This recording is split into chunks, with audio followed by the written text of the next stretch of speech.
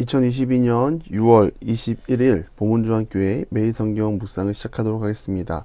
오늘 함께 나눌 말씀은 사무엘상 27장 1절에서 28장 2절까지의 말씀을 제가 먼저 읽도록 하겠습니다. 다윗이 그 마음에 생각하기를 내가 후일에는 사울의 손에 붙잡히리니 블레셋 사람들의 땅으로 피하여 들어가는 것이 좋으리로다. 사울이 이스라엘 온 영토 내에서 다시 나를 찾다가 단념하리니 내가 그의 손에서 벗어나리라 하고, 다윗이 일어나 함께 있는 사람 600명과 더불어 가드왕 마옥의 아들 아기스에게로 건너가니라. 다윗과 그의 사람들이 저마다 가족을 거느리고 가드에서 아기스와 동거하였는데, 다윗이 그의 두 아내 이스라엘 여자 아히노암과 나발의 아내였던 갈멜 여자 아비가일과 함께 하였더니, 다윗이 가드에 도망한 것을 어떤 사람이 사울에게 전하매 사울이 다시는 그를 수색하지 아니하니라. 다윗이 아기스에게 이르되, 바라건대 내가 당신께 은혜를 입었다면 지방 성읍 가운데 한 곳을 내게 주어 내가 살게 하소서. 당신의 종이 어찌 당신과 함께 왕도에 살리일까 하니, 아기스가 그날에 시글락을 그에게 주었으므로 시글락이 오늘까지 유다 왕에게 속하니라. 다윗이 블레셋 사람들의 지방에 산 날수는 1년 4개월이었더라. 다윗과 그의 사람들이 올라가서 그술 사람과 기르스 사람과 아말렉 사람을 침노하였으니 그들은 옛적부터 술과 애굽 땅으로 지나가는 지방의 주민이라.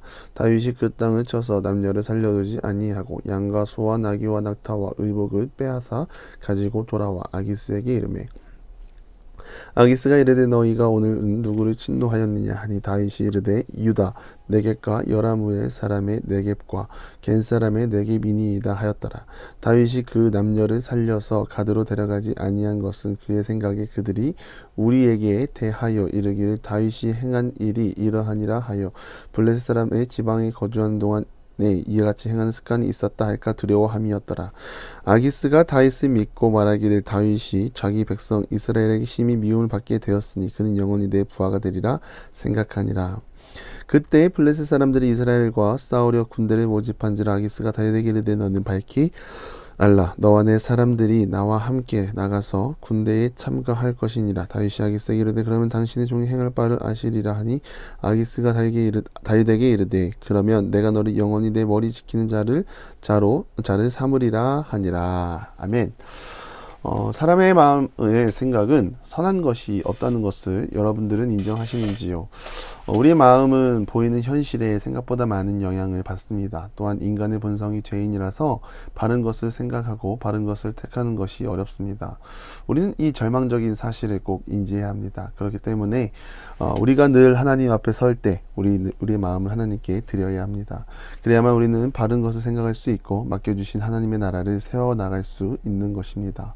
다윗의 삶을 우리가 잘 알고 있습니다. 무엇보다 하나님을 의지하여 골리앗과 전투도 승리하고 하나님께 질문하고 구하고 답을 찾아 발걸음을 옮기는 믿음의 모습도 보여주었습니다. 또한 사울을 죽일 수 있는 기회도 있었지만 다윗은 그 자리, 자신의 생각대로 행한 것이 아니라 하나님의 마음을 구하며 사울을 내버려 두었습니다. 그런 다윗의 심정을 오늘 1절에서 말합니다. 다윗이 그의 마음에 생각하여 이르기를. 그의 마음에 생각하여 이룬 것을 보아하니 바른 생각이 아니라 하나님을 의지하는 모습이 아니라 보이는 힘을 의지하는 자리로 나아갑니다. 다시 블레셋 땅으로 들어가기로 결심을 한 것입니다. 왜 이런 생각을 하게 되었을까요? 다윗의 삶이 이해되지 않고 납득이 되지 않는 영적인 싸움이 너무 길어지기 때문에 다윗도 지친 것입니다. 지친 나머지 하나님이 주셨던 은혜는 있고 보이는 힘을 의지하기로 마음먹은 것입니다. 뭐든지 길어지면 지치기 마련입니다. 지치면 영적인 틈이 생기게 됩니다.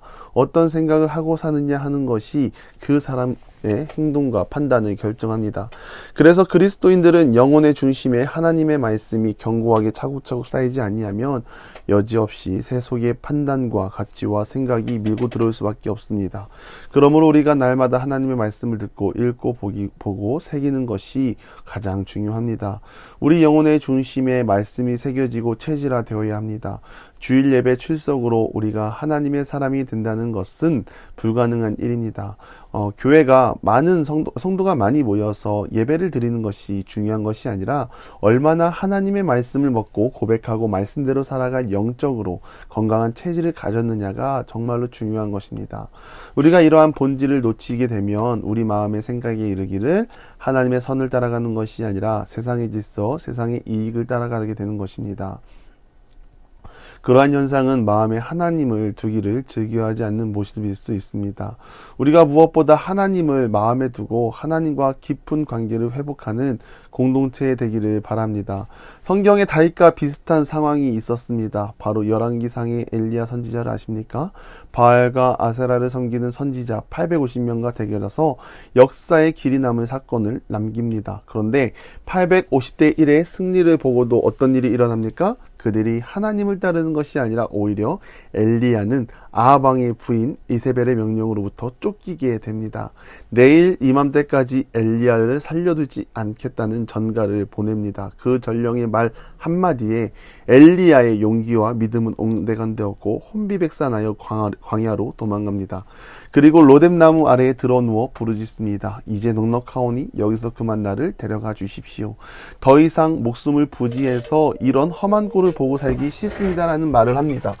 다윗과 엘리야에게 있었던 하나님이 주셨던 용기, 그 모습은 온데간데 없습니다.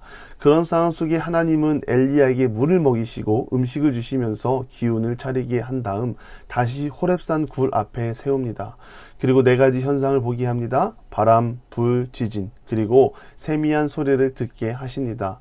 하나님은 마지막 세미한 소리 가운데 엘리야를 만나십니다. 무너진 자리 하나님께서 회복시키시고 다시 일으키시는 것입니다. 우리의 삶도 마찬가지입니다.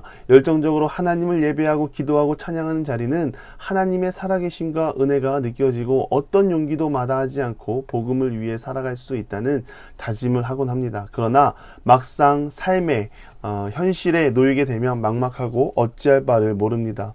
우리가 이러한 반복되는 현상을 이겨내는 방법은 우리 삶의 말씀을 채우는 것밖에 없습니다. 분위기에 압도되는 것이 아니라 하나님의 말씀, 하나님의 음성에 압도되어야 하는 것입니다. 사사들의 실패가 비슷한 경우입니다. 위대한 승리를 경험했습니다. 그러나 그 승리는 하나님의 승리로 바라본 것이 아니라 자신들의 승리로 바라본 것입니다. 승리 그 다음에 하나님의 말씀이 있었던 것이 아니라 사사들의 의만 남았습니다. 결국 하나님을 떠난 자리, 그 자리에는 더 이상 승리가 없고 사망에 이르게 된 것입니다. 우리는 성경에서 보였던 실수를 반복하지 않기를 바랍니다. 그래서 더욱 말씀을 묵상하고 읽고 마음판에 새기며 세상의 질서를 따르지 않고 하나님의 질서를 심는 모든 기도의 용사들이 되기를 바랍니다. 6절 말씀입니다. 아기스가 그날에 시글락을 그에게 주었으므로 시글락이 오늘까지 유다 왕에게 속하니라.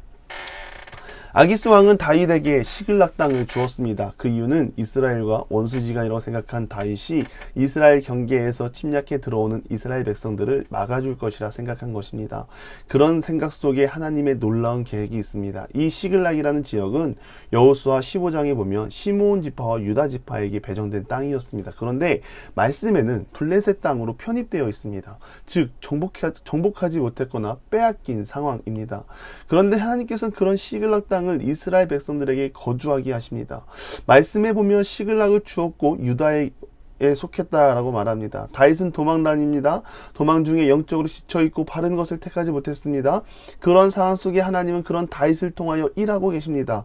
피 한 방울 안 흘리고 영토를 회복하게 하십니다. 아무리 똑똑해도 부지런 사람 못 당하고, 아무리 부지런해도 운 좋은 사람 못 당하고, 아무리 운 좋아도 은혜 받은 사람 못 당한다는 말이 있습니다. 우리는 하나님의 은혜를 입은 자들입니다. 우리가 불완전하고 연약하더라도 하나님은 그런 상황 속에서도 하나님의 계획을 꿋꿋이 실현해 나가십니다.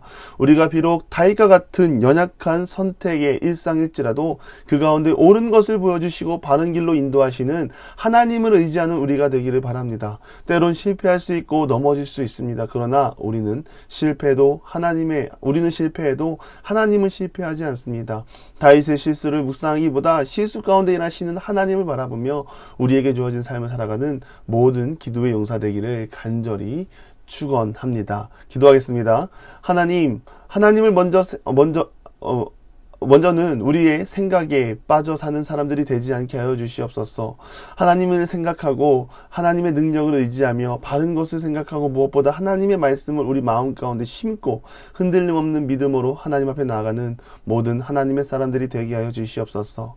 예수님의 이름으로 기도드리며 이제는 우리 구주 예수 그리스도의 은혜와 하나님의 극진하신 사랑하심과 성령의 감화감동 교통하심이 보문중학교 모든 기도의 용사 위에 이제로부터 영원토록 함께 하시기를 간절히 축원하옵나이다. 아멘.